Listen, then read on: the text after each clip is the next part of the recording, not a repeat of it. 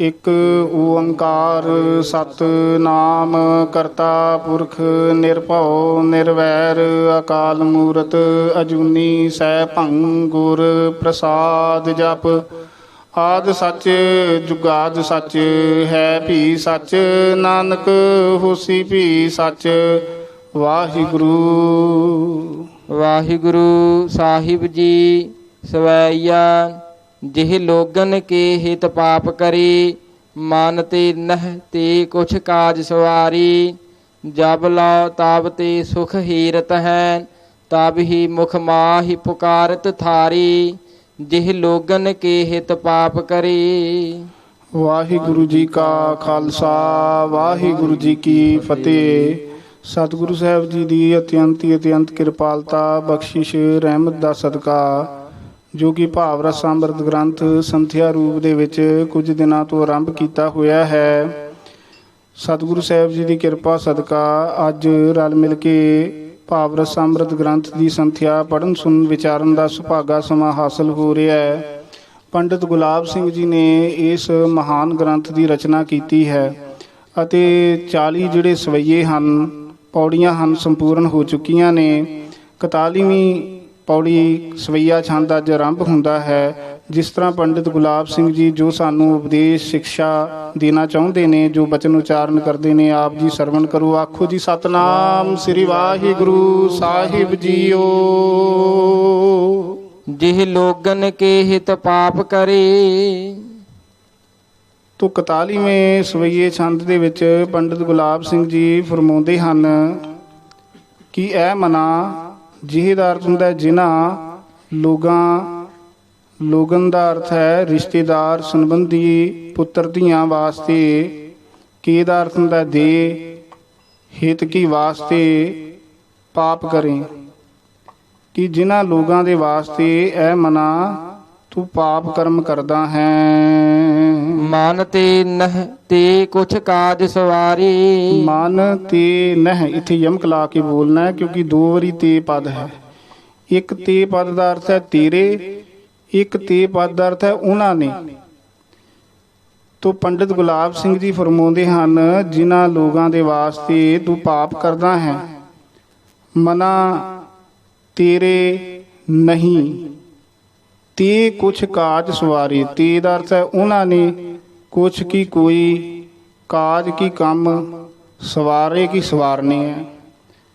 ਕਿ ਮਨਾ ਜਿਨ੍ਹਾਂ ਲੋਕਾਂ ਵਾਸਤੇ, ਰਿਸ਼ਤੇਦਾਰ ਸੰਬੰਧੀਆਂ ਵਾਸਤੇ, ਪੁੱਤਰ ਧੀਆਂ ਵਾਸਤੇ, ਮਿੱਤਰ ਦੋਸਤਾਂ ਵਾਸਤੇ ਤੂੰ ਪਾਪ ਕਰਮ ਕਰਦਾ ਹੈ, ਛਲ ਕਰਦਾ ਹੈ, ਕਪਟ ਕਰਦਾ ਹੈ।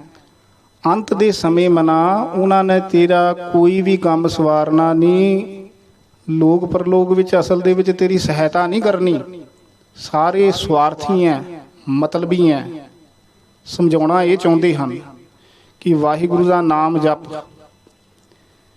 ਕਿਉਂਕਿ ਇਨਸਾਨ ਜਦੋਂ ਬਹੁਤੀ ਮਾਇਆ ਦੀ ਪ੍ਰਾਪਤੀ ਕਰਨ ਵਾਸਤੇ ਦੌੜਦਾ ਹੈ ਨਾ, ਫਿਰ ਛਲ ਕਰਦਾ ਹੈ, ਝੂਠ ਬੋਲਦਾ ਹੈ, ਠੱਗੀਆਂ ਮਾਰਦਾ ਹੈ। ਕਿਉਂਕਿ 2 ਮਾਇਆ ਦੇ ਵਿੱਚ ਵੱਡੇ ਔਗਣ ਹਨ। ਗੁਰੂ ਸਾਹਿਬ ਜੀ ਨੇ ਬਾਣੀ ਦੇ ਵਿੱਚ ਬਚਨ ਉਚਾਰਨ ਕੀਤੇ ਨੇ ਕਿ ਪਾਪਾ ਬੱਝ ਹੋਵੈ ਨਾਹੀ, ਮੋਇਆ ਸਾਥ ਨਾ ਜਾਈ। ਪਾਪਾਂ ਤੋਂ ਬਗੈਰ ਮਾਇਆ ਇਕੱਠੀ ਨਹੀਂ ਹੁੰਦੀ। ਬਹੁਤੇ ਵੱਡੇ ਪਾਪ ਕਰਨੇ ਪੈਂਦੇ ਆ, ਰਿਸ਼ਵਤਾਂ ਵੱਡੀਆਂ ਲੈਣੀਆਂ ਪੈਂਦੀਆਂ, ਝੂਠ ਬੋਲਣਾ ਪੈਂਦਾ, ਫਿਰ ਜਾ ਕੇ ਮਾਇਆ ਬਹੁਤੀ ਜ਼ਿਆਦੀ ਆਉਂਦੀ ਹੈ ਤੇ ਮਰ ਕੇ ਨਾਲ ਨਹੀਂ ਜਾਂਦੀ। ਇੱਕ ਥਾਂ ਤੇ ਹੋਰ ਗੁਰੂ ਸਾਹਿਬ ਜੀ ਦੇ ਬਚਨ ਹਨ, ਕਰ ਅਨਰਥ ਦਰਬ ਸੰਚਿਆ ਸੋ ਕਾਰਜ ਕੇਤ। ਅਨਰਥ ਕਰਕੇ, ਪਾਪ ਕਰਕੇ ਮਾਇਆ ਇਕੱਠੀ ਕੀਤੀ, ਉਹ ਤੇਰੇ ਕਿਸ ਕੰਮ ਆਉਣੀ ਹੈ, ਤੇਰੇ ਜੀਵ ਆਤਮਾ ਦੇ ਨਾਲ ਨਹੀਂ ਜਾਣੀ। ਇਸ ਕਰਕੇ ਗੁਰੂ ਸਾਹਿਬ ਜੀ ਵੀ ਬਾਣੀ ਵਿੱਚ ਸਾਨੂੰ ਇਹੀ ਉਪਦੇਸ਼ ਬਖਸ਼ਿਸ਼ ਕਰਦੇ ਨੇ ਕਿ 10 ਨੂੰਹਾਂ ਦੀ ਕਿਰਤ ਕਰੋ, ਸੱਚੀ ਸੁੱਚੀ ਕਮਾਈ ਕਰੋ, ਉਹਦਾ ਫਲ ਬਹੁਤ ਵੱਡਾ ਹੈ। ਪਰ ਇਹ ਇਨਸਾਨ ਬਹੁਤ ਪ੍ਰਪੰਚ ਕਰ ਪਰ ਧਨ ਲਿਆਵੈ, ਬਹੁਤ ਛਲ ਵੱਲ ਕਰਕੇ ਪਰਾਏ ਧਨ ਨੂੰ ਖਿੰਝ ਖੋ ਕੇ ਲਿਆਉਂਦਾ ਹੈ। ਫਿਰ ਕੀ ਕਰਦਾ ਹੈ, ਸੁਤਦਾਰਾ ਪਹਿਆਨ ਲੁਟਾਵੈ, ਆਪਣੇ ਪੁੱਤਰ ਤੇ ਆਪਣੀ ਇਸਤਰੀਆਂ ਦੇ ਉੱਤੇ ਲੁਟਾਉਂਦਾ ਹੈ। ਪਰ ਗੁਰੂ ਸਾਹਿਬ ਜੀ ਸਾਨੂੰ ਸਾਵਧਾਨ ਕਰਦੇ ਹਨ ਕਿ ਮਨ ਨੂੰ ਸਾਵਧਾਨ ਸੁਚੇਤ ਕਰਦੇ ਨੇ, ਮੇਰੇ ਮਨਾ ਭੂਲੇ ਕਪਟ ਨਾ ਕੀਜੈ, ਭੁੱਲ ਕੇ ਵੀ ਕਪਟ ਨਾ ਕਰੀ, ਛਲ ਨਾ ਕਰੀ, ਠੱਗੀ ਨਾ ਮਾਰੀ। ਕਿਉਂਕਿ ਜਿਨ੍ਹਾਂ ਨੂੰ ਤੂੰ ਲਿਆ ਕੇ ਦੇਈ ਜਾਂਦਾ, ਬੀਜ ਤੂੰ ਆਪ ਹੀ ਬੀਜੀ ਜਾਂਦਾ ਮਾੜੇ, ਆਪੇ ਬੀਜ ਆਪੇ ਹੀ ਖਾਹੂ। ਜਿਹੜਾ ਬੀਜ ਬੀਜਿਆ ਮਾੜਾ ਤੇ ਛਕਣਾ ਤੈਨੂੰ ਪੈਣਾ, ਦੂਜੇ ਨੇ ਨਹੀਂ ਛਕਣਾ। ਮਹਾਰਾਜ ਕਹਿੰਦੇ ਅੰਤ ਨਿਬੇਰਾ ਤੇਰੇ ਜੀਅ ਪਹਿ ਲੀਜੈ। ਜਿਹੜਾ ਨਿਬੇੜਾ ਹੋਣਾ ਹੈ, ਹਿਸਾਬ ਕਿਤਾਬ ਹੋਣਾ ਹੈ, ਲੇਖਾ ਜੋਖਾ ਹੋਣਾ, ਉਹ ਤੇਰੇ ਜੀਵ ਆਤਮਾ ਤੋਂ ਹੋਣਾ, ਤੈਨੂੰ ਦੇਣਾ ਪੈਣਾ। ਇਸ ਕਰਕੇ ਪੰਡਿਤ ਗੁਲਾਬ ਸਿੰਘ ਜੀ ਫਰਮਾਉਂਦੇ ਹਨ ਕਿ ਅੰਤ ਨੂੰ ਭਾਈ ਨਾਮ ਤੋਂ ਬਗੈਰ ਕੋਈ ਸੰਗੀ ਸਾਥੀ ਨਹੀਂ ਹੈ, ਗੁਰੂ ਤੋਂ ਬਗੈਰ ਜਾਂ ਸੰਤ ਮਹਾਂਪੁਰਸ਼ ਨਾਲ ਖੜਦੇ ਹੈ। ਜੇ ਲੋਗਨ ਕੇ ਹਿਤ ਪਾਪ ਕਰੇ, ਜਿਹੜੇ ਦੁਨਿਆਵੀ ਲੋਕਾਂ ਵਾਸਤੇ, ਮਿੱਤਰ ਦੋਸਤਾਂ ਰਿਸ਼ਤੇਦਾਰਾਂ ਵਾਸਤੇ ਤੂੰ ਪਾਪ ਕਰਮ ਕਰਦਾ ਹੈ, ਮਨਾ ਤੇਰੇ ਉਹਨਾਂ ਨੇ ਕੋਈ ਵੀ ਕੰਮ ਨੂੰ ਸਵਾਰਨਾ ਨਹੀਂ ਹੈ। ਜਪ ਲਾ ਤਾਪ ਤੇ ਸੁਖ ਹੀਰਤ ਹੈ। ਦੁਨੀਆ ਮਤਲਬ ਦੀ ਹੈ, ਸਾਰੇ ਸਵਾਰਥੀ ਹੈ। ਜਬ ਲਓ, ਜਦੋਂ ਲਓ ਦਾ ਅਰਥ ਹੁੰਦਾ ਤੱਕ, ਤਾਪ ਤੇ ਤੇਰੇ ਤੋਂ ਸੁਖ ਹੀਰਤ ਕੀ ਵੇਖਦੇ ਹੈ। ਜਦੋਂ ਤੱਕ ਤੇਰੇ ਤੋਂ ਸੁਖ ਵੇਖਦੇ ਆ ਵੀ ਸਾਨੂੰ ਪਦਾਰਥ ਲਿਆ ਦੇਈ ਜਾਂਦਾ, ਸਾਡੀਆਂ ਲੋੜਾਂ, ਸਾਡੀਆਂ ਖੁਆਇਸ਼ਾਂ, ਸਾਡੀਆਂ ਗਰਜਾਂ ਨੂੰ ਪੂਰੀਆਂ ਕਰੀ ਜਾਂਦਾ, ਫਿਰ ਸਾਰੇ ਜਦੋਂ ਮਾਇਆ ਲਿਆ ਫੜਾਉਂਦਾ, ਪਦਾਰਥ ਲਿਆ ਫੜਾਉਂਦਾ, ਫਿਰ ਸਾਰੇ ਬੜਾ ਸਤਿਕਾਰ ਦਿੰਦੇ ਨੇ। ਕੀ ਕਹਿੰਦੇ ਨੇ? ਅਗਲੀ ਅੱਧੀ ਪੰਕਤੀ ਵਿੱਚ ਦੱਸਦੇ ਹਨ, ਤਾਪ ਹੀ ਮੁਖ ਮਾਹੀ ਪੁਕਾਰਤ ਥਾਰੀ। ਜਦੋਂ ਪੈਸਾ ਦਿੰਦਾ, ਪਦਾਰਥ ਦਿੰਦਾ, ਤਦੋਂ ਤੱਕ ਹੀ, ਤਬ ਹੀ ਮੁਖ ਮਾਹੇਦਾਰ ਤੁੰਦਾ ਵਿੱਚੋਂ ਪੁਕਾਰਤ ਕੀ ਬੋਲਦੇ ਹਨ ਕਿ ਥਾਰੇ, ਅਸੀਂ ਤੇਰੇ ਹਾਂ, ਤੂੰ ਸਾਡਾ ਹੈ, ਤੂੰ ਸਾਡਾ ਪੁੱਤਰ ਹੈ, ਤੂੰ ਸਾਡਾ ਰਿਸ਼ਤੇਦਾਰ ਹੈ, ਤੂੰ ਮੇਰਾ ਭਰਾ ਹੈ। ਮਾਇਆ ਦਾ ਹੀ ਪ੍ਰੇਮ ਪਿਆਰ ਹੈ, ਝੂਠੀ ਪ੍ਰੀਤ ਹੈ ਸੰਸਾਰ ਦੀ। ਗੁਰੂ ਸਾਹਿਬ ਜੀ ਨੇ ਕਿਹਾ ਨਹੀਂ, ਨੌਵੇਂ ਪਾਤਸ਼ਾਹ ਮਹਾਰਾਜ ਸਾਹਿਬ ਜੀ ਦਾ ਸ਼ਬਦ ਹੈ ਕਿ ਜਗਤ ਮੈਂ ਝੂਠੀ ਦੇਖੀ ਪ੍ਰੀਤ, ਆਪਣੇ ਹੀ ਸੁਖ ਸਿਓ ਸਭ ਲਾਗੇ, ਕਿਆ ਦਾਰਾ ਕਿਆ ਮੀਤ। ਰਹਾਉ ਮੇਰੋ ਸਭੈ ਕਹਿਤ ਹੈ, ਹਿਤ ਸਿਓ ਬਾਧਿਓ ਚੀਤ। ਮਾਇਆ ਜਦੋਂ ਦਈ ਜਾਂਦਾ ਉਦੋਂ ਕਹਿੰਦੇ ਆ ਮੇਰਾ ਹੈ, ਮੇਰਾ ਹੈ, ਸਾਰੇ ਕਹਿੰਦੇ ਆ ਮੇਰਾ ਹੈ। ਹਿਤ ਸਿਓ ਬਾਧਿਓ ਚੀਤ, ਅੰਤ ਕਾਲ ਸੰਗੀ ਨਹਿ ਕੋ, ਇਹ ਅਚਰਜ ਹੈ ਰੀਤ। ਮਹਾਰਾਜ ਅਸਲ ਸਾਨੂੰ ਸਮਝਾਉਂਦੇ ਆ, ਮਨ ਮੂਰਖ ਅਜੂਹੂ ਨਹੀਂ ਸਮਝਤ, ਸਿੱਖ ਦਾ ਹਾਰਿਓ ਨੀਤ, ਨਾਨਕ ਭੌਜਲ ਪਾਰ ਪਰੈ, ਜੋ ਗਾਵੈ ਪ੍ਰਭ ਕੇ ਗੀਤ। ਰੱਬ ਦੇ ਗੀਤ ਗਾ, ਨਾਮ ਜਪ, ਨਾਮ ਨੇ ਸਹਾਇਤਾ ਕਰਨੀ ਹੈ। ਬਾਕੀ ਸਵਾਰਥੀ ਹਨ, ਮਤਲਬੀ ਹਨ, ਸਾਰੇ ਮਾਇਆ ਦੇ ਹੀ ਨਾਮ ਹਨ, ਮਾਇਆ ਨੂੰ ਹੀ ਸਲਾਮਾ ਕਰਦੇ ਹੈ। ਦਸਵੇਂ ਪਾਤਸ਼ਾਹ ਮਹਾਰਾਜ ਸਾਹਿਬ ਜੀ ਦਾ ਬਚਨ ਹੈ, ਧੰਨ ਧੰਨ ਧੰਨ ਕੋ ਭਾਖੀ ਹੈ, ਧੰਨ ਧੰਨ ਮਾਇਆ ਨੂੰ ਕਹੋ, ਜਾ ਕਾ ਜਗਤ ਗੁਲਾਮ। ਸਾਰਾ ਸੰਸਾਰ ਮਾਇਆ ਦਾ ਗੁਲਾਮ ਕੀ ਦਾਸ ਹੈ। ਜਗਤ ਦੇ ਸਾਰਾ ਮਾਇਆ ਦਾ ਗੁਲਾਮ ਹੈ, ਪਰ ਮਾਇਆ ਦਾਸੀ ਭਗਤਾਂ ਕੀ ਕਾਰ ਕਮਾਵੇ। ਮਾਇਆ ਭਗਤਾਂ ਦੀ ਦਾਸੀ ਹੈ।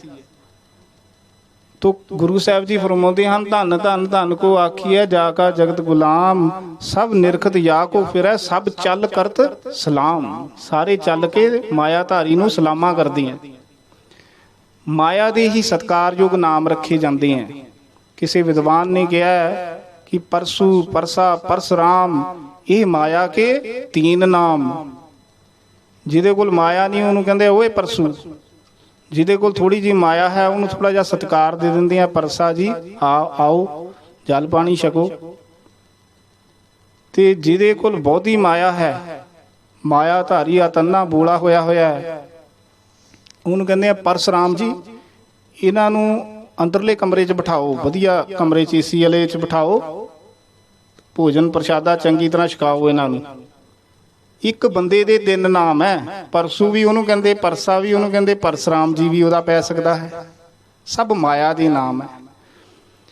ਤੋ ਇੱਥੇ ਪੰਡਿਤ ਗੁਲਾਬ ਸਿੰਘ ਜੀ ਇਹੀ ਸਮਝਾਉਂਦੇ ਹਨ ਕਿ ਸਾਧ ਸੰਗਤ ਜੀ ਕਿ ਜਬ ਲੋ ਤਬ ਤੇ ਸੁਖ ਹੀਰਤ ਹੈ, ਕਿ ਇਹ ਸਾਧ ਸੰਗਤ ਜੀ ਜਦੋਂ ਤੱਕ ਤੁਹਾਡੇ ਤੋਂ ਸੁਖ ਵੇਖਦੇ ਆ ਤਬ ਹੀ ਮੁਖ ਮਾਹਿ ਪੁਕਾਰਤ ਥਾਰੇ, ਤਦੋਂ ਹੀ ਮੁਖ ਤੋਂ ਕਹਿੰਦੇ ਆ ਅਸੀਂ ਤੇਰੇ ਹਾਂ ਤੂੰ ਸਾਡਾ ਹੈ। ਤਾਰ ਮੈਂ ਫਲ ਹੀਰ ਬਿਹੰਗਮ ਕੀ ਗਨ।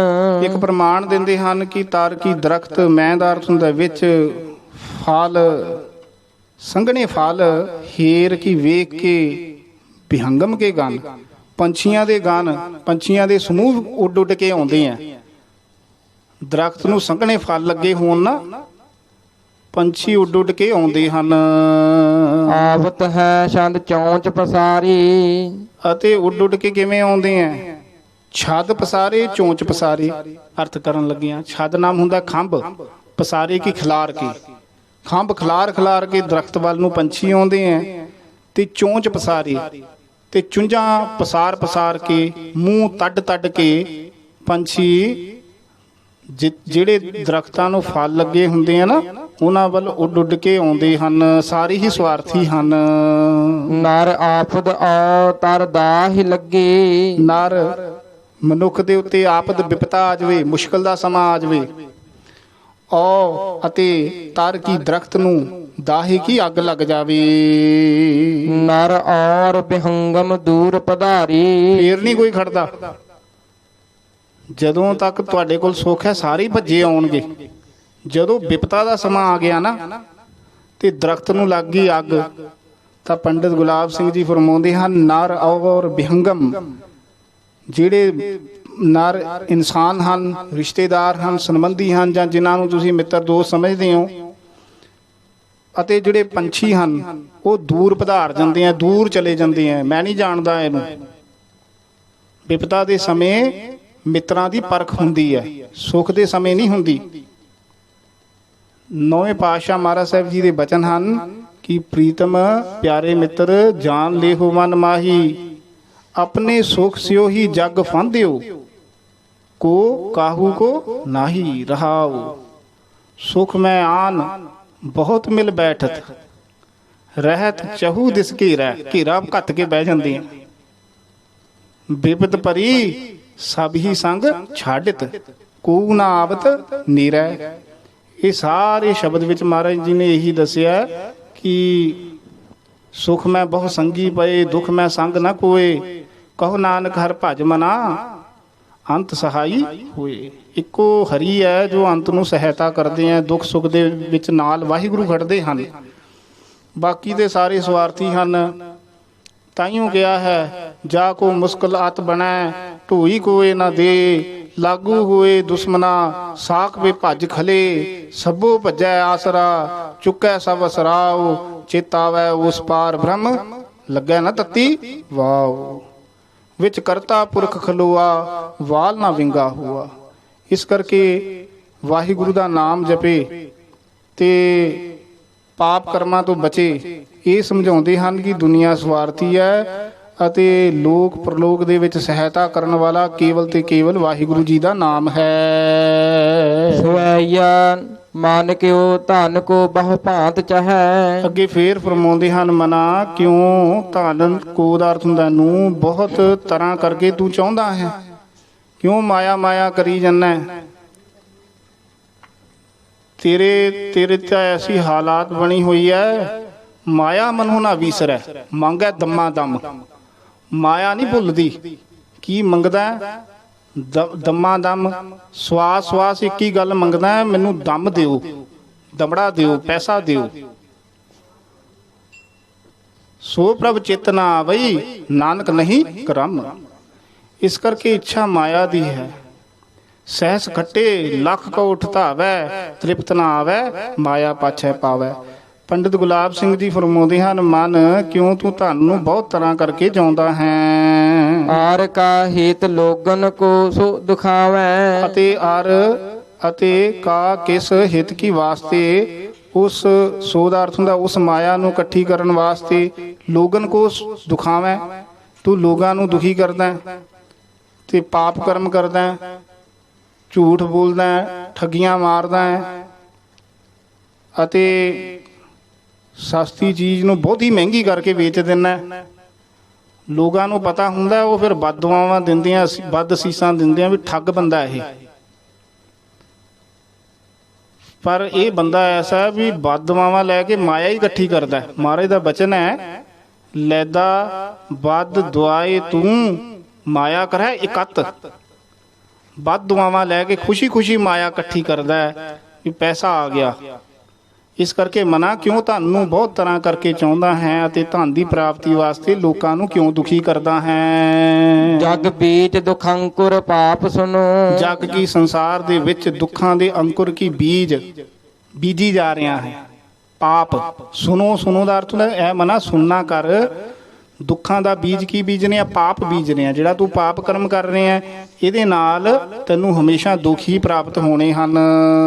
ਮਾਨ ਕਾ ਹਿਤ ਤੂੰ ਬਹੁ ਭਾਂਤ ਕਮਾਵੈ। ਮਨ ਇੱਥੇ ਯਮਕ ਲਾਓ। ਕਾ ਹਿਤ ਕਿਸ ਵਾਸਤੇ? ਮਨ ਕਾ ਨਹੀਂ ਕਹਿਣਾ, ਮਨ ਕਾ ਹਿਤ ਮਨਾ ਕਿਸ ਵਾਸਤੇ? ਤੂੰ ਬਹੁ ਭਾਂਤ ਕਮਾਵੈ, ਬਹੁਤ ਭਾਂਤ ਕੀ ਤਰ੍ਹਾਂ ਕਰਕੇ ਪਾਪ ਹੀ ਪਾਪ ਨੂੰ ਕਮਾਉਂਦਾ ਹੈ। ਹਰ ਪੁੰਨ ਕਥਾ ਤਟ ਤੀਰਥ ਮੈਂ। ਜਿਹੜੇ ਕੰਮ ਨਾਲ ਤੇਰੇ ਪੁੰਨ ਵਧਨੇ ਸੀ ਉਹ ਕੰਮ ਤੂੰ ਕਰਦਾ ਨਹੀਂ। ਬਾਣੀ ਪੜਨ ਨਾਲ ਤੇਰੇ ਪੁੰਨ ਵਧਨੇ ਸੀ। ਕੋਟ ਪੁੰਨ ਸੁਨ ਹਰ ਕੀ ਬਾਣੀ। ਵਾਹਿਗੁਰੂ ਦੇ ਗੁਣ ਗਾਉਣ ਨਾਲ ਤੇਰੇ ਪੁੰਨ ਵਧਨੇ ਸੀ। ਕੱਲ ਮਹਿ ਇਹੋ ਪੁੰਨ ਗੁਣ ਗੋਬਿੰਦ ਗਾਹੇ। ਉਧਰ ਤੇਰਾ ਧਿਆਨ ਨਹੀਂ। ਤਾਂ ਫਰਮਾਉਂਦੇ ਹਨ ਪੰਡਿਤ ਗੁਲਾਬ ਸਿੰਘ ਜੀ ਕਿ ਜਿਹੜੇ ਕੰਮ ਨਾਲ ਮਨਾ ਪੁੰਨ ਵਧਨੇ ਸੀ, ਹਰ ਪੁੰਨ ਹਰੀ ਦੇ ਨਾਮ ਜਪਣ ਨਾਲ ਪੁੰਨ ਵਧਨੇ ਸੀ, ਤੇ ਕਥਾ ਸੁਣਨ ਨਾਲ ਪੁੰਨ ਵਧਨੇ ਸੀ।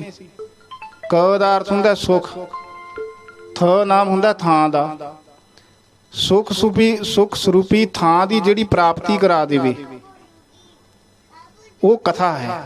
ਕਥਾ ਦਾ ਅਰਥ ਹੈ ਨਾ ਸੁਖ ਸਰੂਪੀ ਜੋ ਸੱਚਖੰਡ ਦੀ ਰੂਪੀ ਥਾਂ ਹੈ ਉਸ ਦੀ ਪ੍ਰਾਪਤੀ ਕਰਾ ਦੇਵੇ ਉਹ ਕਥਾ ਹੈ। ਤੇ ਹਰੀ ਦਾ ਨਾਮ ਜਪਣਾ ਤੇ ਕਥਾ ਸੁਣਨੀ ਤੇ ਤਟ ਤੀਰਥ ਮੈਂ ਅਤੇ ਤੀਰਥਾਂ ਦੇ ਕਿਨਾਰਿਆਂ ਦੇ ਉੱਤੇ ਜਾ ਕੇ, ਇਤਿਹਾਸਕ ਸਥਾਨਾਂ ਦੇ ਜਾ ਕੇ, ਸਰੋਵਰਾਂ ਦੇ ਕੋਲ ਬੈਠ ਕੇ ਵਾਹਿਗੁਰੂ ਜੀ ਦਾ ਭਜਨ ਕਰਨਾ, ਇਸ ਦੇ ਨਾਲ ਪੁੰਨ ਵਧਦੇ ਹਨ। ਹਰ ਨਾਮ ਉਚਾਰਨ ਮੈਂ ਦੁਖ ਪਾਵੈ। ਅਤੇ ਹਰੀ ਦੇ ਨਾਮ ਉਚਾਰਨ ਦੇ ਵਿੱਚ, ਨਾਮ ਬੋਲਣ ਦੇ ਵਿੱਚ, ਵਾਹਿਗੁਰੂ ਕਹਿਣ ਦੇ ਵਿੱਚ ਮਨਾ ਤੂੰ ਦੁੱਖ ਪਾਉਂਦਾ ਹੈ। ਬਹੁਤਾ ਦੁਖੀ ਹੁੰਨਾ, ਔਖਾ ਹੁੰਨਾ, ਅੰਮ੍ਰਿਤ ਵੇਲੇ ਉੱਠਦਾ ਨਹੀਂ ਹੈਗਾ। ਤੇ ਬੁਰੇ ਕੰਮ ਨੂੰ ਤੈਨੂੰ ਕਹਿਣਾ ਹੋਵੇ, ਬੁਰੇ ਕਾਮ ਕੋ ਊਠ ਖਲੋਇਆ, ਭੱਜ ਕੇ ਜਾਣਾ। ਤੇ ਨਾਮ ਕੀ ਵੇਲਾ ਪੈ ਪੈ ਸੋਇਆ। ਨਾਮ ਦੀ ਗੱਲ ਆਉਂਦੀ ਹੈ ਤੇ ਤੂੰ ਸੌ ਜਾਂਦਾ, ਆਲਸ ਆ ਜਾਂਦਾ। ਜੇ ਰੱਬ ਨੂੰ ਮਿਲਣਾ ਹੈ ਤੇ ਆਲਸ ਛੱਡਣਾ ਪਏਗਾ। ਪ੍ਰਭ ਮਿਲਵੇ ਕੀ ਲਾਲਸਾ ਤਾਤੇ ਆਲਸ ਕਹਾ ਕਰੋ ਰੀ।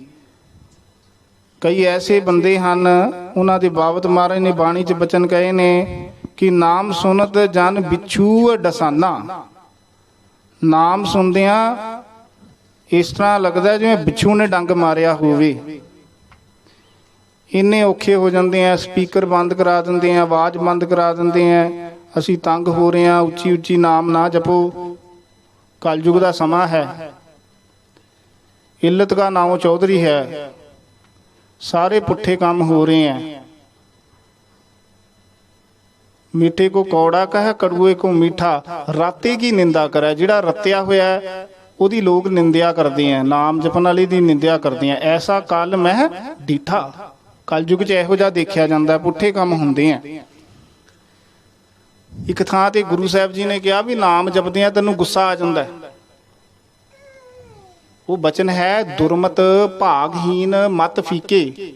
ਤੂੰ ਦੁਰਮਤੀਆਂ, ਭੈੜੀ ਮੱਤ ਹੈ, ਤੇਰੇ ਭੈੜੇ ਭਾਗ ਹੈ ਤੇ ਤੇਰੀ ਮੱਤ ਫਿੱਕੀ ਹੈ, ਬੇਰਸੀ ਮੱਤ ਹੈ। ਕਿਉਂਕਿ ਦੁਰਮਤ ਭਾਗਹੀਨ ਮਤ ਫੀਕੇ, ਨਾਮ ਸੁਣਤ ਆਵੈ ਮਨ ਰੋਹ ਹੈ। ਨਾਮ ਸੁਣਦਿਆਂ ਤੇਰੇ ਮਨ ਦੇ ਵਿੱਚ ਰੋਹ ਹੈ ਕਿ ਗੁੱਸਾ ਆ ਜਾਂਦਾ, ਕ੍ਰੋਧ ਚੜ ਜਾਂਦਾ। ਕਊਆ ਕਾਗ ਕੋ ਪ੍ਰਮਾਣ ਦਿੱਤਾ ਹੈ। ਇੱਕ ਕਊਆ ਕਾਗ ਕੋ ਅੰਮ੍ਰਿਤ ਰਸ ਪਾਈਐ, ਤ੍ਰਿਪਤੈ ਵਿਸ਼ਟਾ ਖਾਏ ਮੁਖ ਗੋ ਹੈ। ਕਾਂ ਨੂੰ ਅੰਮ੍ਰਿਤ ਰਸ ਲਿਆ ਕੇ ਨਾ ਉਹ ਭਾਂਡੇ ਵਿੱਚ ਉਹਦੇ ਅੱਗੇ ਰੱਖ ਦੋ, ਪਰ ਕਾਂ ਕਿੱਧਰ ਜਾਂਦਾ? ਗੰਦਗੀ ਵੱਲ ਜਾਂਦਾ। ਤ੍ਰਿਪਤੈ ਵਿਸ਼ਟਾ ਖਾਏ, ਔਰ ਵਿਸ਼ਟਾ ਖਾਂਦਾ ਹੈ, ਗੰਦਗੀ ਖਾਂਦਾ ਹੈ। ਤੇ ਮੁਖ ਗੋ ਹੈ, ਮੂੰਹ ਦੇ ਵਿੱਚ ਗੋਹਾ ਪਾਉਂਦਾ ਹੈ।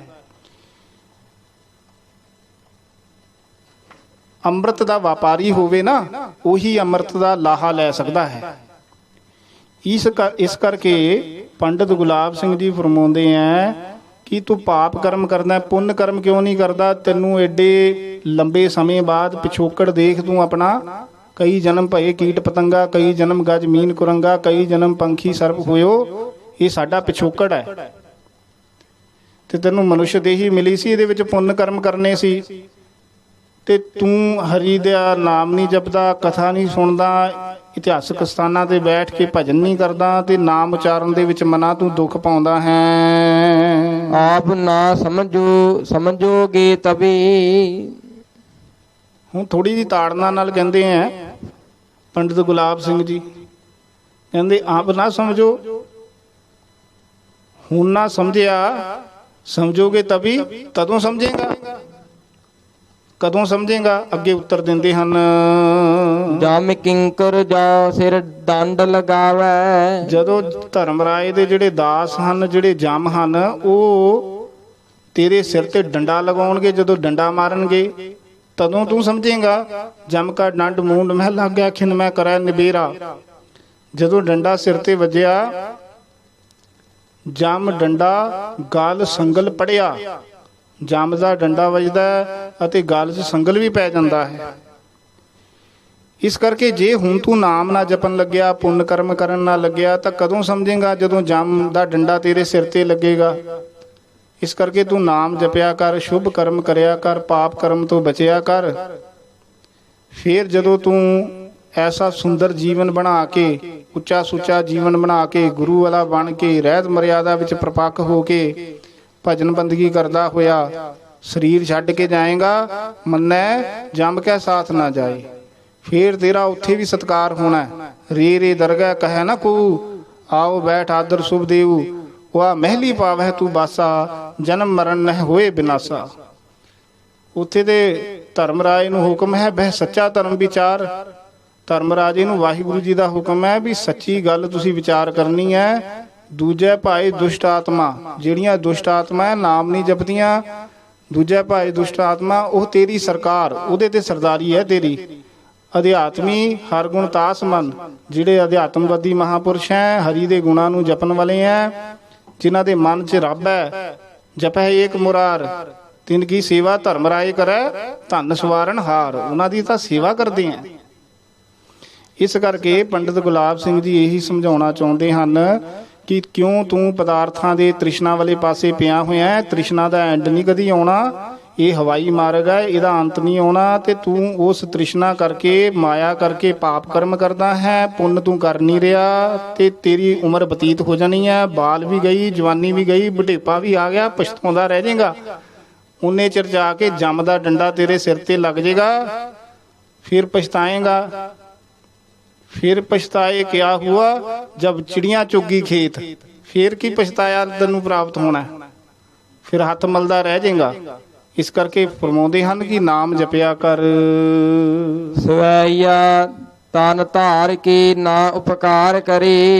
अगले सवैये छंद विच फरमाउंदे हन शरीर धार के कोई मैं उपकार भी नहीं कीता।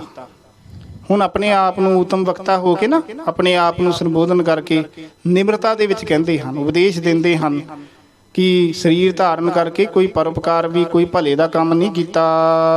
ਕਰ ਰਾਗ ਪਰਾਂਗਣ ਰੂਪ ਨਿਹਾਰੇ। ਅਤੇ ਕਰਕੇ ਰਾਗ ਕੀ ਪ੍ਰੇਮ ਤੇ ਪਰ ਆਂਗਨ, ਪਰਾਈਆਂ ਜਿਹੜੀਆਂ ਅੰਗਨਾਂ ਸੀ, ਪਰਾਈਆਂ ਇਸਤਰੀਆਂ ਸੀ, ਉਹਨਾਂ ਦੇ ਰੂਪ ਨੂੰ ਨਿਹਾਰੇ ਕੀ ਤੱਕਣਾ ਕੀਤਾ। ਜਿਹੜੀ ਚੀਜ਼ ਗੁਰੂ ਨੇ ਰੋਕੀ ਹੈ, ਪਰਤਰਿਆ ਰੂਪ ਨਾ ਪੇਖੈ ਨੇਤਰ, ਉਸ ਵਾਸ਼ਨਾ ਵੱਲ ਧਿਆਨ ਚਲਾ ਗਿਆ। ਦੱਸਣਾ ਇਹੀ ਚਾਹੁੰਦੇ ਹਨ, ਇਹਦੀ ਜਿਹੜਾ ਅਰਥ ਹੈ ਨਾ, ਉਹ ਅਖੀਰਲੀ ਪੰਕਤੀ ਤੋਂ ਦੇ ਵਿੱਚ ਜਾ ਕੇ ਸਪਸ਼ਟ ਹੋਏਗਾ ਕਿ ਜਗ ਮੈਂ ਸ਼ੁਭ ਕਾਜ ਵਿਸਾਰਤ ਹੂੰ, ਬਿਦ ਕੌਣ ਸੁਦਾ ਸੁਖ ਪਾਉ ਮੁਰਾਰੇ।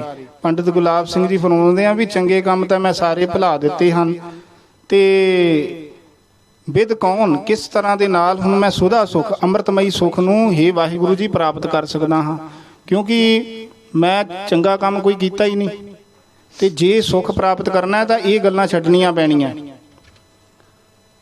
ਪਰ ਮੈਂ ਕੋਈ ਚੰਗਾ ਕੰਮ ਨਹੀਂ ਕੀਤਾ। ਸਰੀਰ ਧਾਰ ਕੇ ਇੱਕ ਉਪਕਾਰ ਨਹੀਂ ਕੀਤਾ ਤੇ ਪ੍ਰੇਮ ਕਰਕੇ ਪਰਾਏ ਘਰਾਂ ਵੱਲ, ਪਰਾਏ ਰੂਪ ਨੂੰ ਦੇਖਣਾ ਕੀਤਾ, ਜਿਹਨੂੰ ਗੁਰੂ ਸਾਹਿਬ ਜੀ ਨੇ ਰੋਕਿਆ ਸੀ ਅਤੇ ਬਚਨ ਕਿਹਾ ਸੀ ਕਿ ਪਰਤਰਿਆ ਮਾਤ ਹਮਾਰੀ, ਦੇਖ ਪਰਾਈਆਂ ਚੰਗੀਆਂ ਮਾਵਾਂ ਭੈਣਾਂ ਧੀਆਂ ਜਾਣਾ। ਅਤੇ ਸਾਨੂੰ ਬੈਣ ਲਾਇਆ ਸੀ ਕਿ ਪਰਤਰਿਆ ਰਾਵਣ ਜਾਹੇ ਸਹੀ ਤਾਂ ਲਾਜੀ ਹੈ, ਪਰਾਏ ਪਾਸੇ ਜਾਓਗੇ ਤੱਤੇ ਕੜਾਹਿਆਂ ਵਿੱਚ ਤਲੇ ਜਾਓਗੇ, ਸਜ਼ਾ ਵੀ ਲਿਖੀ ਹੋਈ ਹੈ। ਪਰ ਸਰੀਰ ਧਾਰ ਕੇ ਉਪਕਾਰ ਨਹੀਂ ਕੀਤਾ, ਪਰਾਏ ਪ੍ਰੇਮ ਕਰਕੇ ਪਰਾਈਆਂ ਇਸਤਰੀਆਂ ਦੇ ਰੂਪ ਹੀ ਦੇਖਦਾ ਰਿਹਾ ਅੱਖਾਂ ਦੇ ਨਾਲ। ਜਗ ਜਾਚਕ ਦੀਨਨ ਕੇ ਗਾਨ ਜੀ, ਜਗ ਕੀ ਸੰਸਾਰ ਦੇ ਵਿੱਚ ਜਾਚਕ ਕੀ ਮੰਗਤੇ, ਦੀਨਨ ਕੀ ਆਏ ਨਿਮਾਣੇ ਗਰੀਬ। ਉਹਨਾਂ ਦੇ ਜਿਹੜੇ ਗਨ ਕੀ ਸਮੂਹ ਸੀ, ਬਹੁਤੇ ਲੋਕ ਇੱਛਾ ਰੱਖ ਕੇ, ਕੋਈ ਕਾਮਨਾ ਰੱਖ ਕੇ, ਤੇਰੇ ਕੋਲ ਪੈਸਾ ਸੀ, ਤੇਰੇ ਦਰਵਾਜ਼ੇ ਦੇ ਉੱਤੇ ਚੱਲ ਕੇ ਆਏ, ਸਾਡੀ ਕੋਈ ਮਦਦ ਕਰੇਗਾ। ਤੇ ਫੇਰ ਕੀ ਕੀਤਾ ਉਹਨਾਂ ਦੇ ਨਾਲ, ਗਰੀਬਾਂ ਦੇ ਨਾਲ, ਮਜ਼ਲੂਮਾਂ ਦੇ ਨਾਲ ਅਤੇ ਮੰਗਤਿਆਂ ਦੇ ਨਾਲ।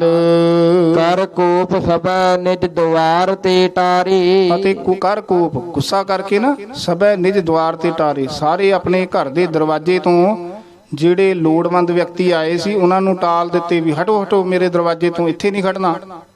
ਗੁੱਸੇ ਦੇ ਵਿੱਚ ਆ ਕੇ ਤੇ ਉਹਨਾਂ ਨੂੰ ਦੂਰ ਕਰ ਦਿੱਤਾ। ਬਲਹੀਨਨ ਕੇ ਸੁਭ ਕਾਜ ਜਿਤੇ, ਬਲ ਤੋਂ ਹੀਣੇ ਜਿਹੜੇ ਕਮਜ਼ੋਰ ਸੀ, ਗਰੀਬ ਸੀ, ਉਹਨਾਂ ਦੇ ਜਿਹੜੇ ਸ਼ੁਭ ਕਾਜ, ਸ੍ਰੇਸ਼ਟ ਕਾਰਜ ਸੀ, ਜਿਤਨੇ ਵੀ ਚੰਗੇ ਕੰਮ ਸੀ ਗਰੀਬਾਂ ਦੇ, ਨਿਜ ਕਾਜਨ ਹੇਤ ਸਭੇ ਸੋ ਵਿਗਾਰੇ, ਆਪਣੇ ਕੰਮਾਂ ਦੇ ਵਾਸਤੇ ਸਭੇ ਸੋ ਦਾ ਅਰਥ ਹੁੰਦਾ ਉਹਨਾਂ ਦੇ, ਗਰੀਬਾਂ ਦੇ ਕੰਮ ਵਿਗਾੜ ਦਿੱਤੇ, ਆਪਣੇ ਕੰਮ ਦੀ ਪੂਰਤੀ ਵਾਸਤੇ ਗਰੀਬਾਂ ਦੇ ਕੰਮ ਵਿਗਾੜ ਦਿੱਤੇ ਕਿ ਮੈਂ ਸੁੱਖ ਪ੍ਰਾਪਤ ਕਰਾਂ। ਤੋ ਗਰੀਬਾਂ ਦੇ ਜਿਹੜੇ ਸਾਰੇ ਸ੍ਰੇਸ਼ਟ ਕਾਰਜ ਸੀ ਆਪਣੇ ਕੰਮਾਂ ਦੇ ਵਾਸਤੇ ਉਹ ਸਾਰੇ ਵਿਗਾੜ ਦਿੱਤੇ। ਜਗ ਮੈਂ ਸੁਭ ਕਾਜ ਵਿਸਾਰਤ ਹਾਂ, ਸੰਸਾਰ ਦੇ ਵਿੱਚ ਪੰਡਿਤ ਗੁਲਾਬ ਸਿੰਘ ਜੀ ਫਰਮਾਉਂਦੇ ਹਨ, ਜਿਹੜੇ ਸ੍ਰੇਸ਼ਟ ਕਾਰਜ ਸੀ ਸਾਰੇ ਮੈਂ ਭੁਲਾ ਦਿੱਤੇ ਨੇ। ਵਿਦ ਕੌਣ ਸੁਦਾ ਸੁਖ ਪਾਉ ਮੁਰਾਰੀ, ਅਤੇ ਕਿਸ ਤਰ੍ਹਾਂ ਦੇ ਨਾਲ, ਕੌਣ ਵਿਦ ਕਿਸ ਤਰ੍ਹਾਂ ਦੇ ਨਾਲ, ਸੁਦਾ ਸੁਖ ਪਾਉ ਮੁਰਾਰੇ। ਤੇ ਹੇ ਮੁਰਦੈਂਤ ਨੂੰ ਮਾਰਨ ਵਾਲੇ ਵਾਹਿਗੁਰੂ ਜੀ, ਸੁਦਾ ਸੁਖ ਕੀ ਅੰਮ੍ਰਿਤਮਈ ਸੁਖ ਨੂੰ ਮੈਂ ਪ੍ਰਾਪਤ ਕਰ ਸਕਦਾ ਹਾਂ। ਮੈਨੂੰ ਸੁਖ ਦੀ ਪ੍ਰਾਪਤੀ ਨਹੀਂ ਹੋ ਸਕਦੀ ਕਿਉਂਕਿ ਮੇਰੇ ਕਰਮ ਚੰਗੇ ਨਹੀਂ ਹਨ। ਸਵਈਆ ਜਗ ਨਾਹਿ ਕਰੀ ਗੁਰ ਸੇਵ ਭਲੀ, ਅਗਲੇ ਸਵਈਏ ਵਿੱਚ ਫਰਮਾਉਂਦੇ ਹਨ, ਜਗ ਕੀ ਸੰਸਾਰ ਦੇ ਵਿੱਚ ਨਾਹਿ ਕਰੀ ਗੁਰ ਸੇਵ ਭਲੀ, ਗੁਰੂ ਦੀ ਸੇਵਾ ਜਿਹੜੀ ਸੀ ਉਹ ਵੀ ਚੰਗੇ ਢੰਗ ਦੇ ਨਾਲ, ਗੁਰੂ ਘਰ ਦੀ ਸੇਵਾ ਵੀ ਨਹੀਂ ਕੀਤੀ। ਅਰ ਨਾ ਹਾਰ ਕੇ ਮੁਖ ਨਾਮ ਉਚਾਰੀ, ਅਤੇ ਨਾ ਹੀ ਹਰੀ ਦੇ ਨਾਮ ਨੂੰ ਮੁਖ ਤੋਂ ਉਚਾਰਨ ਕੀਤਾ। ਜੋ ਸਿੱਖੀ ਦੇ ਬੁਨਿਆਦੀ ਅਸੂਲ ਹਨ, ਸੇਵਾ ਤੇ ਸਿਮਰਨ, ਇਹ ਵੀ ਨਹੀਂ ਕੀਤਾ। ਸੁਖ ਸੇਵਾ ਅੰਦਰ ਰੱਖਿਆ, ਸਾਰੇ ਸੁਖ ਸੇਵਾ ਦੇ ਵਿੱਚ ਰੱਖੇ ਸੀ, ਸੇਵਾ ਵੀ ਨਹੀਂ ਕੀਤੀ।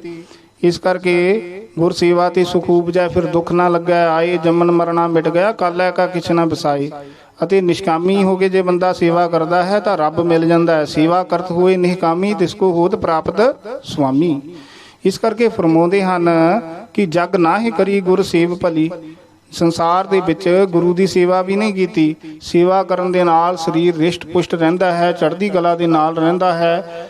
ਅਤੇ ਸਾਧੂ ਵੀ ਧਾਰਨਾ ਲਾਉਂਦੇ ਹਨ ਕਿ ਨਾਮ ਜਪਣ ਤਾਂ ਦੂਰ ਹੁੰਦੇ ਦੁਖੜੇ, ਸੇਵਾ ਕਰਕੇ ਮਾਨ ਪਾਈਦਾ, ਮਾਨ ਸਤਿਕਾਰ ਦਿੰਦੇ ਆ, ਖੁਸ਼ੀਆਂ ਮਿਲਦੀਆਂ, ਗੁਰੂ ਸਾਹਿਬ ਜੀ ਦੀਆਂ ਬਖਸ਼ਿਸ਼ਾਂ ਹੁੰਦੀਆਂ।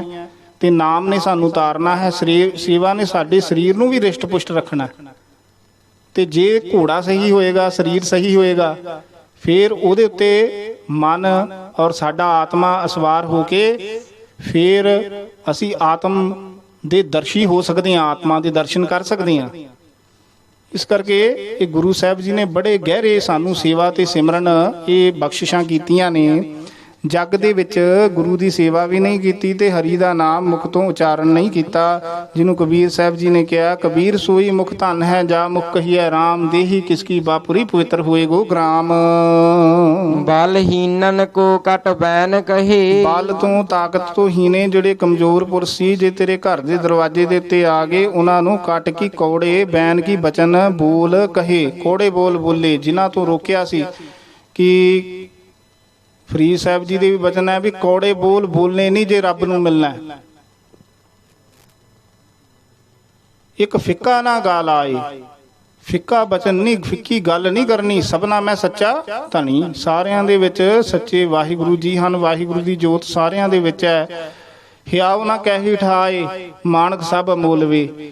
ਐ ਇਨਸਾਨ ਤੂੰ ਕਿਸੇ ਦਾ ਦਿਲ ਨਾ ਢਾ, ਕਿਉਂਕਿ ਇਹ ਸਾਰਿਆਂ ਦੇ ਮਾਣਕ ਹਨ ਨਾ, ਜੀਵਾਂ ਰੂਪੀ ਜਿਹੜੇ ਮਾਣਕ ਮੋਤੀ ਹਨ, ਹਿਰਦੇ ਹਨ, ਸਾਰਿਆਂ ਦੇ ਅਮੋਲਕ ਹਨ। ਗਰੀਬ ਵਿੱਚ ਵੀ ਰੱਬ ਹੈ, ਹਰੇਕ ਵਿੱਚ ਰੱਬ ਹੈ। ਤੂੰ ਕਿਉਂ ਕਿਸੇ ਨੂੰ ਮਾੜਾ ਸ਼ਬਦ ਬੋਲ ਕੇ ਇੱਕ ਤਾਂ ਆਪਣੀ ਜ਼ੁਬਾਨ ਨੂੰ ਗੰਦੀ ਕਰਦਾ ਹੈ ਤੇ ਇੱਕ ਅਗਲੇ ਦਾ ਦਿਲ ਦਿਖਾਉਂਦਾ ਹੈ ਕੌੜੇ ਬਚਨ ਬੋਲ ਕੇ। ਵਾਹਿਗੁਰੂ ਸਭ ਕੁਝ ਜਾਣਦੇ ਹੈ, ਇੱਕ ਚੀਜ਼ ਨਹੀਂ ਜਾਣਦੇ। ਕੌੜਾ ਬੋਲ ਨਾ ਜਾਣੈ ਪੂਰਨ ਭਗਵਾਨਾ, ਕੌੜਾ ਬੋਲ ਨਹੀਂ ਜਾਣਦੇ। ਮਿੱਠ ਬੋਲੜਾ ਜੀ ਹਰ ਸੱਜਣ ਸੁਆਮੀ ਮੋਰਾ, ਤੇ ਜੈਸਾ ਸੇਵਾ ਤੈਸੋ ਹੋਏ। ਜਿਹਦੀ ਸੇਵਾ ਕਰੋਗੇ ਤੁਸੀਂ ਵੀ ਮਿੱਠੇ ਮਿੱਠੇ ਬੋਲ ਬੋਲਣ ਲੱਗ ਜਾਓਗੇ। ਜੇ ਨਾਮ ਜਪਣ ਲੱਗੇ ਆਪੇ ਮਿੱਠੇ ਬੋਲ ਬੋਲਾਂਗੇ, ਨਹੀਂ ਤੇ ਫਿੱਕਾ ਬੋਲ ਤੇ ਵਿਗੁਚਣਾ ਹੋਣਾ ਹੀ ਹੈ। ਫਿੱਕੇ ਬੋਲ ਨਾਲ ਤੇ ਖੱਚੀ ਲਖਵਾਰੀ ਹੋਣੀ ਹੈ, ਲੜਾਈ ਝਗੜਾ ਵੱਜ ਜਾਂਦਾ। ਅੱਗੋਂ ਉਹ ਦੂਸਰਾ ਮਾੜਾ ਬੋਲਦਾ, ਬੋਲਤ ਬੋਲਤ ਬੜਾ ਬਿਕਾਰਾ। ਇਸ ਕਰਕੇ ਕਹਿੰਦੇ ਹਨ ਕਿ ਮਨਾ ਤੂੰ ਮੈਂ ਬਲਹੀਨਨ ਕੋ ਘਟ ਬੈਨ ਕਹੇ, ਗਰੀਬ ਬੰਦਿਆਂ ਨੂੰ ਕੌੜੇ ਬੋਲ ਕਹੇ। ਮੁਖ ਮਾਹਿ ਅਚੇ ਭਾਵ ਮੈਂ ਮਦ ਖਾਰੀ, ਤੇ ਮੁਖ ਦੇ ਵਿੱਚ ਅਚੇ ਕੀ ਖਾਦੇ, ਭਾਵ ਕੀ ਸੰਸਾਰ, ਮੈਂ ਦਾ ਅਰਥ ਹੁੰਦਾ ਵਿੱਚ, ਮਦ ਕੀ ਨਸ਼ੇ, ਖਾਰੇ ਕੀ ਕੌੜੇ। ਮਦ ਦਾ ਅਰਥ ਹੈ ਨਸ਼ੇ ਸ਼ਰਾਬ ਆਦਿਕ, ਤੇ ਖਾਰੇ ਦਾ ਅਰਥ ਹੈ ਤਮੋਗੁਣੀ ਭੋਜਨ, ਮਾੜੀਆਂ ਚੀਜ਼ਾਂ, ਚਟਪਟੀਆਂ, ਮਿਰਚ ਮਸਾਲੇਦਾਰ ਜਿਹੜੀਆਂ ਚੀਜ਼ਾਂ ਇਹ ਖਾਧੀਆਂ ਜਿਨ੍ਹਾਂ ਦੇ ਨਾਲ ਕ੍ਰੋਧ ਵੱਧਦਾ ਹੈ, ਕਾਮ ਵੱਧਦਾ ਹੈ, ਵਿਕਾਰ ਵੱਧਦੇ ਹੈ। ਅਤੇ ਮਦ ਨਸ਼ਾ ਕੀਤਾ ਜਿਹੜਾ ਗੁਰੂ ਸਾਹਿਬ ਜੀ ਨੇ ਰੋਕਿਆ ਸੀ ਅਤੇ ਕਿਹਾ ਸੀ ਸ਼ਰਾਬਾਂ ਆਦਿਕ ਪੀਤੀਆਂ। ਦੁਰਮਤ ਮਦ ਜੋ ਪੀਵਤੇ ਬਿਖਲੀ ਪਤ ਕਮਲੀ, ਨਾਮ ਰਸਾਇਣ ਜੋ ਰਤੇ ਨਾਨਕ ਸੱਚ ਅਮਲੀ। ਦਸਮ ਪਾਤਸ਼ਾਹ ਮਹਾਰਾਜ ਜੀ ਨੇ ਵੀ ਫਰਮਾਇਆ ਹੈ, ਏਕ ਮਦੀ ਦੂਜੇ ਧਰਮ ਤੀਜੇ ਅਤ ਧਨ ਧਾਮ, ਪਾਪ ਕਰੇ ਬਿਨ ਕਿਉਂ ਬਚੈ ਬਚੈ ਬਚਾਵੈ ਰਾਮ।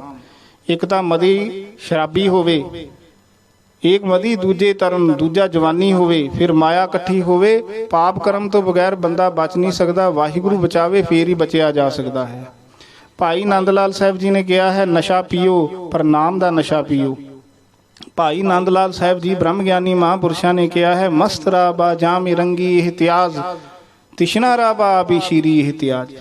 ਮਸਤਰਾ ਮਸਤਾਨੇ ਨੂੰ, ਜਾਮੇ ਰੰਗੀ ਇਹਤਿਆਜ, ਇੱਕ ਰੰਗੀਨ ਜਾਮ ਦੀ ਲੋੜ ਹੈ, ਰੰਗੀਨ ਪਿਆਲੇ ਦੀ ਇਹਤਿਆਜ ਕੀ ਲੋੜ ਹੈ। ਉਹ ਪਿਆਲਾ ਸ਼ਰਾਬ ਦਾ ਨਹੀਂ, ਨਾਮ ਰੰਗ ਦੀ ਸ਼ਰਾਬ ਦੀ, ਜਿਹਨੂੰ ਪਹਿਲੀ ਦੂਸਰੀ ਗਜ਼ਲ ਦੇ ਇੱਕ ਸ਼ੇਰ ਵਿੱਚ ਕਿਹਾ, ਬਦੇਹ ਸਾਕੀ ਮਰਾ ਯਕ ਜਾਮ ਜਾਂ ਰੰਗੀਨੀਏ ਦਿਲਹਾ, ਬਚਸ਼ਮੇ ਪਾਕ ਵੀ ਆਸਾਂ ਕੁਨਮੀ ਜੁਮਲਾ ਮੁਸ਼ਕਿਲ ਹਾ। ਉੱਥੇ ਵੀ ਇਹੀ ਵਚਨ ਕਿਹਾ, ਮਸਤ ਰਾਬਾ ਜਾਮੇ ਰੰਗੀ ਇਹਤਿਆਜ, ਤਿਸ਼ਨਾ ਰਾਬਾ ਆਬੇ ਸ਼ੀਰੀ ਇਹਤਿਆਜ।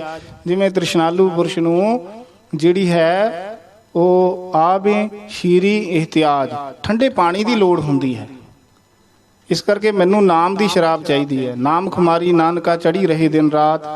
ਪਰ ਪੰਡਿਤ ਗੁਲਾਬ ਸਿੰਘ ਜੀ ਕਹਿੰਦੇ ਹਨ ਕਿ ਮੁਖ ਦੇ ਵਿੱਚ ਜਿਹੜੇ ਖਾਰੇ ਪਦਾਰਥ ਸੀ, ਬਕੇ ਸੀ ਅਤੇ ਨਸ਼ੇ ਆਦਿਕ ਮੈਂ ਖਾਣਾ ਕੀਤੇ। ਔਰ ਕੋਪ ਉਹਤਾਸਣ ਦਾਹ ਲੱਗੇ, ਫਿਰ ਹੁਣ ਮਾੜੀਆਂ ਚੀਜ਼ਾਂ ਖਾਣੀਆਂ ਸੀ, ਤਮੋ ਗੁਣ ਭੋਜਨ ਖਾਦੇ, ਸ਼ਰਾਬਾਂ ਪੀਤੀਆਂ, ਗੁੱਸਾ ਹੀ ਵਧਣਾ ਅਤੇ ਫਿਰ ਔਰ ਹਿਰਦੇ ਦੇ ਵਿੱਚ ਕੋਪ ਗੁੱਸੇ ਦੀ ਹੁਤਾਸਨ ਕੀ ਅੱਗ ਲੱਗ ਗਈ, ਦਾਹੇ ਲੱਗੇ ਤੇ ਸਰੀਰ ਸੜਨ ਲੱਗ ਪਿਆ, ਕ੍ਰੋਧੀ ਹੋ ਗਿਆ। ਔਰ ਬਸੇ ਕ੍ਰੋਧ ਸਰੀਰ ਚੰਡਾਰਾ, ਚੰਡਾਲ ਕ੍ਰੋਧ ਅੰਦਰ ਆ ਕੇ ਵਸ ਗਿਆ। ਤੇ ਜਿਸ ਕਾਮ ਤੇ ਕ੍ਰੋਧ ਨੇ ਸਾਰੇ ਸੰਸਾਰ ਨੂੰ ਜਿੱਤ ਲਿਆ, ਦਸਵੇਂ ਪਾਤਸ਼ਾਹ ਨੇ ਬਚਨ ਉਚਾਰਨ ਕੀਤੇ, ਕਾਮ ਕ੍ਰੋਧ ਜੀਤਾ ਜਗ ਸਾਰਾ। ਸਾਰੇ ਸੰਸਾਰ ਨੂੰ ਕਾਮ ਕ੍ਰੋਧ ਨੇ ਜਿੱਤਿਆ ਹੋਇਆ ਹੈ ਅਤੇ ਕ੍ਰੋਧ ਏਡਾ ਮਾੜਾ ਹੈ। ਮਹਾਰਾਜ ਨੇ ਬਚਨ ਉਚਾਰਨ ਕੀਤੇ ਨੇ, ਇੱਕ ਕਠਨ ਕ੍ਰੋਧ ਘਟ ਹੀ ਕੇ ਭੀਤਰ, ਜੇ ਸੁਧ ਸਭ ਵਿਸਰਾਈ। ਇਹ ਡਾਢਾ ਕ੍ਰੋਧ ਹੈ, ਮਾੜਾ ਹੈ ਕ੍ਰੋਧ, ਕਠਨ ਕ੍ਰੋਧ ਘਟ ਹੀ ਕੇ ਭੀਤਰ, ਇਹਨੇ ਸਾਰੀ ਸੁਧ ਭੁਲਾ ਦਿੱਤੀ ਹੈ। ਰਤਨ ਗਿਆਨ ਸਭ ਕੋ ਹਿਰਲੀਨਾ ਤਾਸਿਓ ਕਛ ਨਾ ਬਸਾਈ। ਜਿਹੜਾ ਗਿਆਨ ਰਤਨ ਸੀ ਨਾ, ਗਿਆਨ ਬੁੱਧੀ ਸੀ, ਉਹ ਸਾਰੀ ਖੋਲੀ ਤੇ ਕੁਛ ਵਾਸੀ ਨਹੀਂ ਚੱਲਦਾ ਕ੍ਰੋਧੀ ਬੰਦੇ ਦਾ। ਚਾਣਕਿਆ ਨੀਤੀ ਦੇ ਵਿੱਚ ਦੱਸਿਆ, ਕਾਲ ਕੂਟ ਅਰ ਕ੍ਰੋਧ ਮੈਂ ਵੱਡੋ ਅੰਤਰੋ ਜਾਨ, ਕ੍ਰੋਧ ਨਿਜਾਸਰੈ ਕੋਧ ਹੈ ਵਿਖਣਾ ਸਵਾਸਰੈ ਦਾਹੀ। ਕ੍ਰੋਧ ਜਿਹੜਾ ਹੈ ਉਹ ਜ਼ਹਿਰ ਨਾਲੋਂ ਵੀ ਮਾੜਾ ਹੈ। ਉਹਦੇ ਵਿੱਚ ਦੱਸਿਆ ਵੀ ਜਿਹੜੀ ਜ਼ਹਿਰ ਦੀ ਬੋਤਲ ਹੈ ਨਾ, ਉਹ ਜ਼ਹਿਰ ਜਿਸ ਬੋਤਲ ਵਿੱਚ ਹੁੰਦਾ, ਬੋਤਲ ਨੂੰ ਕੁਝ ਨਹੀਂ ਕਹਿੰਦਾ, ਦੂਜੇ ਨੂੰ ਮਾਰਦਾ ਹੈ। ਪਰ ਕ੍ਰੋਧ ਆਪਣੇ ਸਰੀਰ ਨੂੰ ਵੀ ਸਾੜਦਾ ਤੇ ਦੂਜੇ ਨੂੰ ਵੀ ਸਾੜਦਾ ਹੈ।